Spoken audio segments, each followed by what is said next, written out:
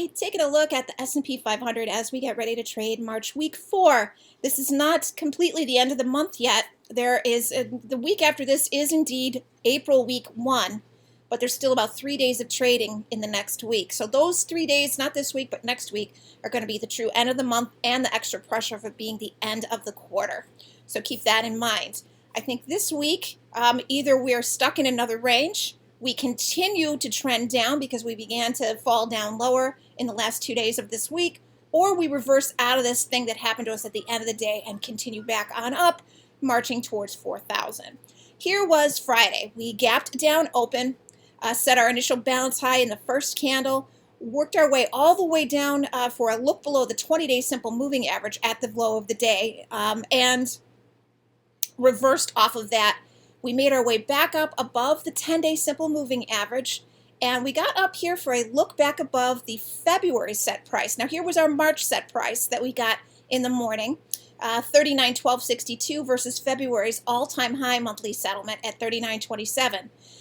So once we broke through that price, we went and gravitated right towards the 10-day and then up to this old all-time high settlement price. And at our high of the day, very late in the session, we were at 39.30. It was only another 13 points to get to a weekly all-time closing high and back to the scene of the crime from where the Fed statement came out earlier in the week. But we rolled over instead, breaking down below the 10-day and gravitating all the way back to our set price from the morning and closing just below that. But in all of this, we ended up ending a week closing below the 50-day, below the 10-day, below this 39.15 major line in the sand that we had held closes above all week long, and then closing below our March set price as well. So it looks like either there were some really heavy bets, some players that really wanted us to close down maybe below 39.15, because that had been such a heavy line in the sand of support last week, week 2,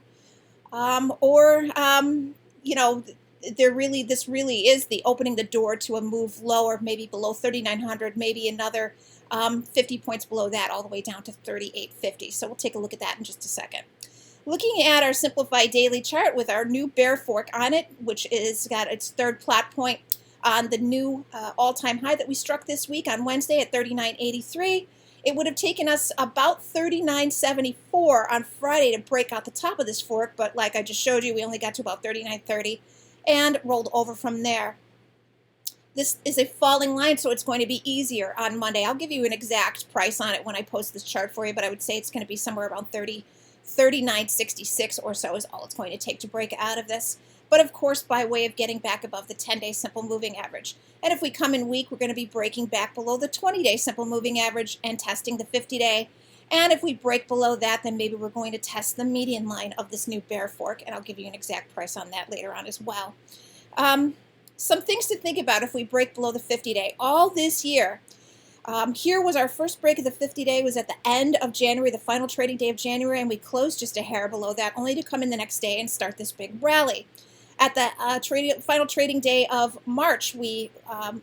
February, we broke down below it as well and closed well below it, only to regain it the next day, then another little sell the next day with a close below it, but from there, we moved on. So you can see a pattern here that if and when we do break the 50-day, we only put in a single close below it. We don't put in 2 in a row. So that's going to be our new signal. If we have another weekday tomorrow and we break the 50-day and close below it, we might have another day of weakness the next day, but it's got to return and come back up and close back above the 50-day. Because if we put 2 50-day closures in a row below, then we probably are going to go all the way down here to test the lower half of 3,800, maybe even test all the way back down here for that final third test in a row here of the bottom of this bull fork. We already had 2 at the beginning of March. Maybe as we end March, we're going to have 1 more test and then take off from there. So let's look at the minutia of how we get down to that level.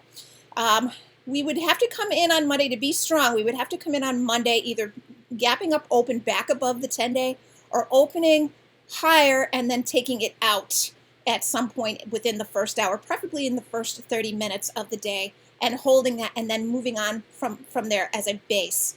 If we can't do that, if we come up here and we fade the 10-day, that's going to be your chance to buy some puts for a move at minimum to probably come down here and test the 20-day again, back test and try and hold Friday's low. And if that breaks, finish off filling in this gap that takes us to 38.75 and below that we hit the 50-day, and below that we get to the March halfway back at 38.53, and below that we start getting into this next gap that takes us all the way back here to the last time we closed below the 50-day, as I just explained to you in this set of 3 days in a row here where we were sort of fighting back and forth with the 50-day.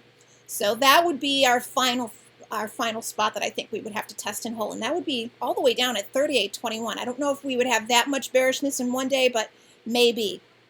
And if we don't get it all done in one day, maybe we fall down here to Monday, come in and test one more time lower and bounce back up.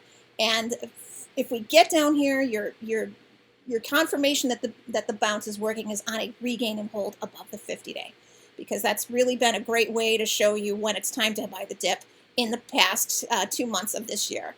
And as we head into the end of March, maybe that's, we've got one more test of that underway, and then we can turn and rise and get back up here and start running towards 4,000. And let me just bring back again what gets us to 4,000. What gets us to 4,000 is breaking out through the top of the bear fork. We had another one positioned differently that worked really well for us, that gave us this, the signal for this rally that we just finished off.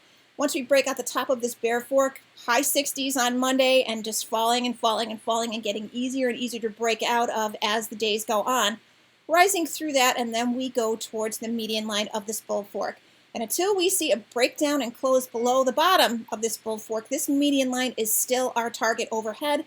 That starts out at the high 4,080s on Monday and keeps working its way until it's above 4,100 by the end of next week.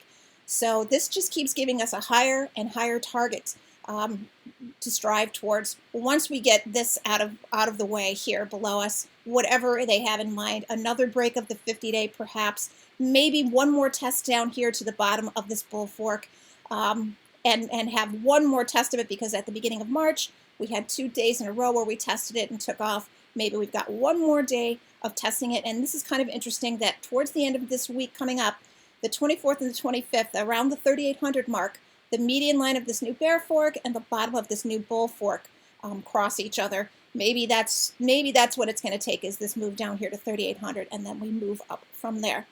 Well, I just want to warn you once again that if we come in and we take out the 10-day simple moving average, we have a strong chance of breaking out of this bear fork as early as Monday and start our way towards this median line, and maybe they want to see 4,000 before we end Q1. Food for thought. Have a great rest of your Sunday. I hope this video helped you out and gave you a good idea of where we're at. As always, good luck and good trading.